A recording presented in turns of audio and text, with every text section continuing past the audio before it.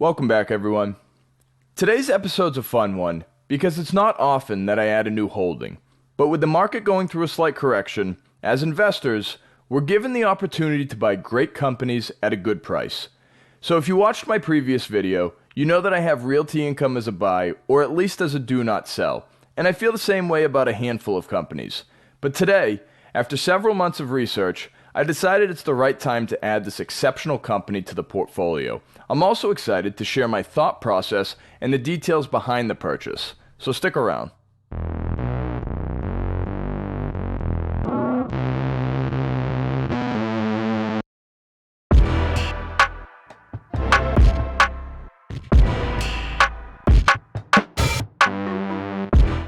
Alright, so we usually do a portfolio update at this point, but I want to start off today's episode by thanking all of the new subscribers and thanking all of the older subscribers who have been watching the videos. Guys, thank you, and it really means a lot to me. So let's get into today's episode. I want to scroll down here so we can see all of the holdings.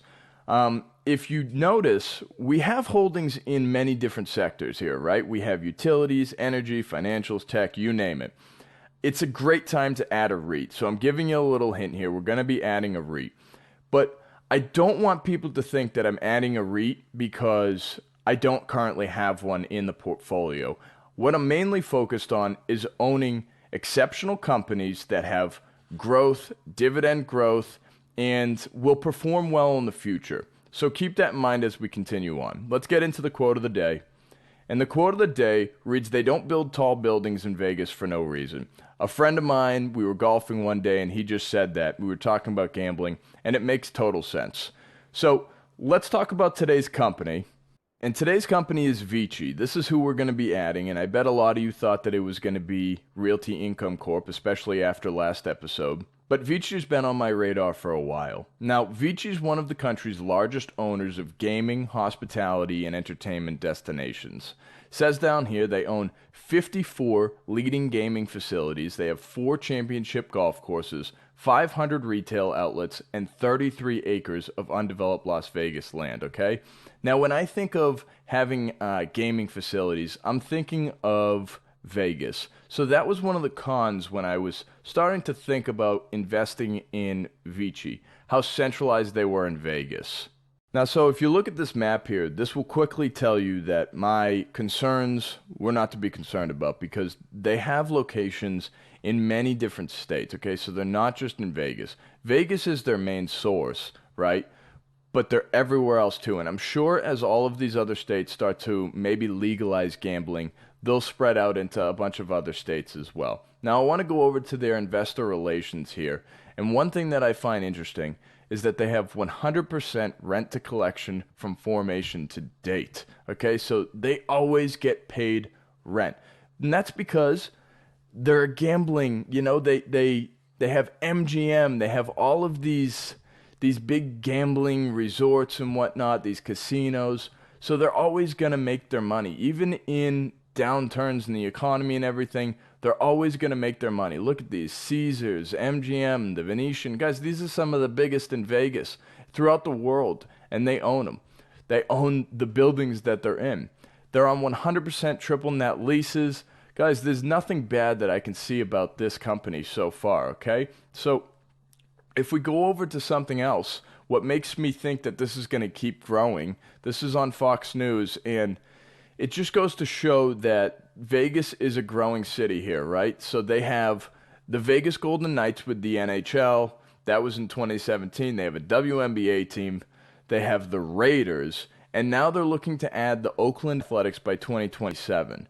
So Vegas is going to be booming, okay? There's going to be a lot of attraction there. So the casinos that they're renting to, they're always going to be full with all of these attractions. They're going to have the Super Bowl there. They're going to be full, okay? So they're going to keep getting their rent paid no matter what. Now let's go look at their financials over here. Now we're here on Seeking Alpha, and I love that the price is at $28.73. I think that's a great price to be buying in at. And one of the things that I notice is that it's on the lower end of the 52-week range. I've kind of been waiting for VICI to come down a little bit. I thought it was a little bit expensive earlier in the year. but it just seems to be coming down even more. So I think it's a great time to buy. And another cool thing about Seeking Alpha is that they have this rating summary over here where it'll tell you their opinions on, whether it's a buy, a strong buy, a hold, or whatnot. And I kind of use that as a second opinion to level me out and have me further understand if I'm a little bit out of control or if my thought process is a little wrong. But my thought process seems to be right on point with VICI today. So year to date, they're down 9.5. Like I said, they're on the lower end of their 52-week range, and their dividend yield is 5.86%. Okay, so let's go over and let's look at their financials. This is what I find to be very impressive about VICI. If we look at their total revenues, they have great revenues. It always goes up. We go over to their net income. It always goes up. So this is a company that just continues to make money. If we go over to their dividends, it's much of the same, guys, okay? So their dividend yield, we said 5.86. They have a payout ratio of 65%, and their 5-year growth rate is 17%. Now, they've only raised their dividend for 4 years, but I believe they went public in 2018. So they're doing a really good job, and we're a little bit early on this one. So if we go over to their dividend growth here, one thing that I love to look at is the dividend growth rate. It's at 7.82%. The sector median is 3.76, so they're basically doubling that. So I'm really high on VICI in that regard. Now let's go over to their dividend history. Like I said, they've got 4 years consecutive dividend growth, and this is what that chart is, guys. I love going over to this chart. You guys know that, and it just consistently goes up. So I really love the look of VICI right now. If we go over to their growth, I don't think I've showed you guys this tab yet so far because it hasn't played in, but one thing I love to look at, especially with a REIT, is the AFFO. So VICI is at 9.25. Guys, the sector median is 1.86. That's a big difference. It's 396% different. They get an A- from Seeking Alpha. Their AFFO over 5 years, 39.15. That's an A+. Guys, they are doing great. That's basically like AFFO is basically net income for REITs, okay? So I wanted to go ahead and bring this back to the top where we started, okay? And I want to go down and show you guys that I do put my money where my mouth is, and there it is. I did invest in VICI. I bought them for $30, so I'll now have one full share.